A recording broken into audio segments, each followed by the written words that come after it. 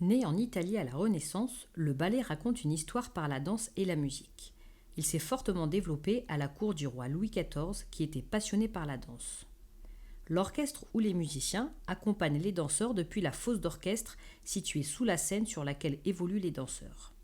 Ceux-ci interprètent les personnages d'une histoire. Le ballet peut être découpé en plusieurs actes, qui sont comme les chapitres de l'histoire, et en petites parties que l'on appelle des numéros. On peut extraire la musique du ballet pour l'écouter seul. Les compositeurs regroupent alors tous les morceaux à la suite les uns des autres dans des suites symphoniques. À l'orchestre symphonique Divertimento, nous jouons très souvent des suites symphoniques extraites de musique de ballet. Parfois, nous jouons aussi des œuvres qui ont été inspirées par la danse ou qui sont des danses extraites d'opéra. C'est le cas par exemple de la danse bacchanale, extraite de l'opéra Samson et Dalila de Camille Saint-Saëns. Je vous invite maintenant à écouter un extrait de la musique du ballet Casse-Noisette composé par Tchaïkovski.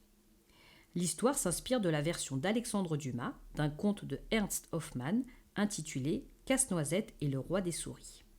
Il raconte l'histoire d'une petite fille Clara qui reçoit un casse-noisette de son parrain pour Noël. La nuit tombée, alors que toute la maison dort, le casse-noisette s'anime et emmène Clara dans un monde fantastique, le royaume des délices sur lequel règne la fée dragée.